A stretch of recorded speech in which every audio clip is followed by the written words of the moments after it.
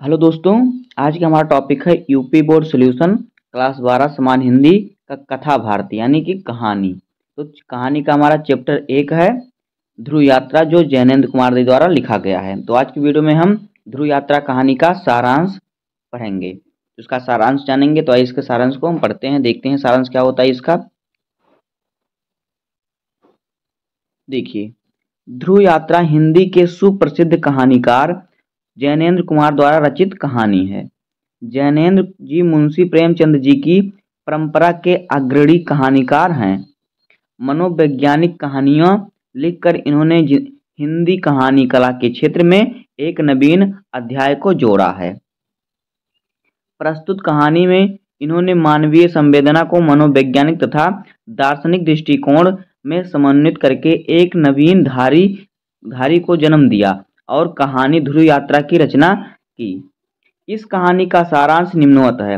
राजा रिपुदमन बहादुर उत्तरीय ध्रुव को जीतकर अर्थात उत्तरीय ध्रुव की यात्रा करके यूरोप के नगरों से बधाइयां लेते हुए भारत आ रहे हैं।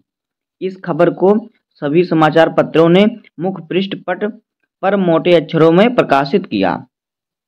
उर्मिला, जो राजा रिपुदमन की प्रेमिका है और जिसने उसने विवाह किए बिना उनके बच्चों को जन्म दिया है, उसने भी समाचार को पढ़ा।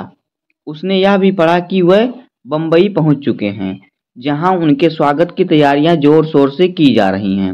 उन्हें अपने संबंध में इस प्रकार के प्रदर्शनों में तनिक भी उल्लास नहीं है। इसलिए वह बंबई में ठहर कर प्रातः होने के पूर्व ही दिल्ली पहुंच गए।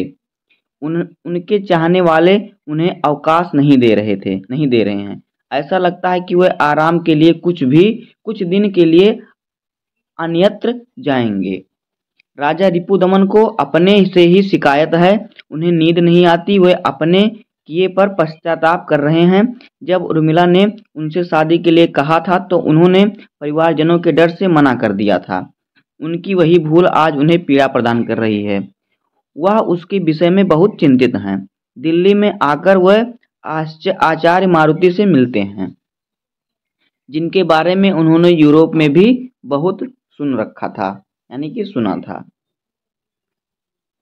आगे देखिए, मारुति आचार्य तरह तरह के चिकित्सीय जांच के परिणामों को ठीक बताते हुए उन्हें विवाह करने की सलाह देते हैं, लेकिन रिपुदमन स्वयं को विवाह के अयोग्य बताते हुए इस बंधन में बंधना कहते हैं।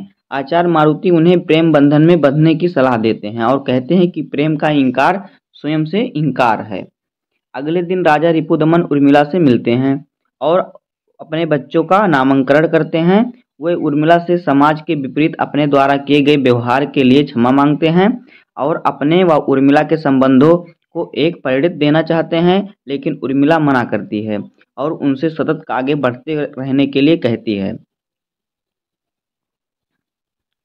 वह पुत्र की ओर दिखाती हुई कहती है कि तुम मेरे ऋण से उऋण हो और मेरी ओर से आगामी गति के लिए मुक्त हो।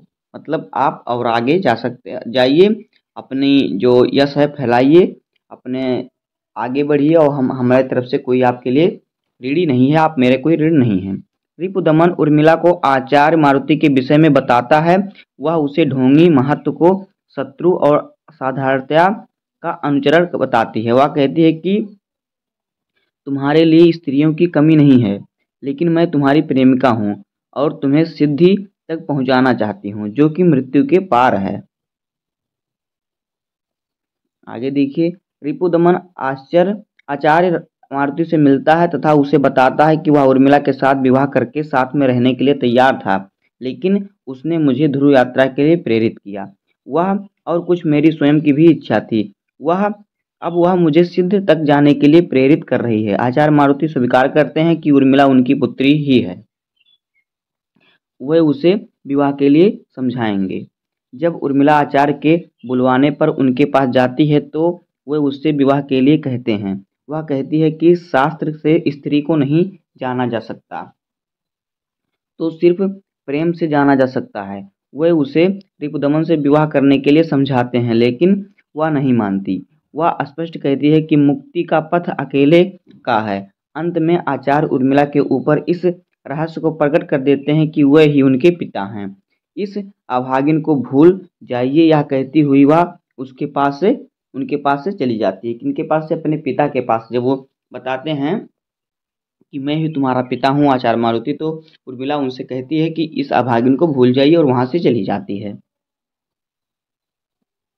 आगे देखिए, रिपुदमन के पूछने पर उर्मिला बताती है कि वह आचार्य से मिल चुकी है। रिपुदमन उनसे कहने पर दक्षिण ध्रुव के सटलैंड द्वीप के लिए जहाज तय करते हैं। अब उर्मिला उनको रोकना चाहती है, लेकिन वे नहीं रुकते, वह चले जाते हैं। रिपुदमन की ध्रुव पर जाने की खबर पूरी दुनिया को ज्ञात हो जाती है। उर्मिला को भी अखबारों के माध्यम से सारी खबर ज्ञात रहती है और इन्हीं कल्पनाओं में डूबी रहती है।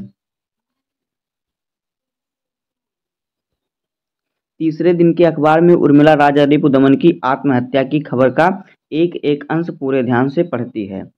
अखबार वालों ने एक पत्र भी छापा था। देखिए, जब तीसरा दिन बीता उनकी यात्रा का, तो जब तीसरा दिन हुआ तो तीसरे दिन के अखबार में उर्मिला राजा रिपुदमन की आत्महत्या की खबर सुनती है और पढ़ती, मतलब एक एक अंश पढ़ती है कैसे इन्होंने आत्महत्या की, जिसमें रिपुदमन ने स्वीकार किया था कि उनकी यह यात्रा नितांत व्यक्तित्व थी, जिसे सार्वजनिक किया गया। वह मैं किसी से मिले आदेश और उसे दिए गए अपने वचन को पूरा नहीं कर पा रहा हूँ, इसलिए होशोवास में अपना काम तमाम कर रहा हूँ।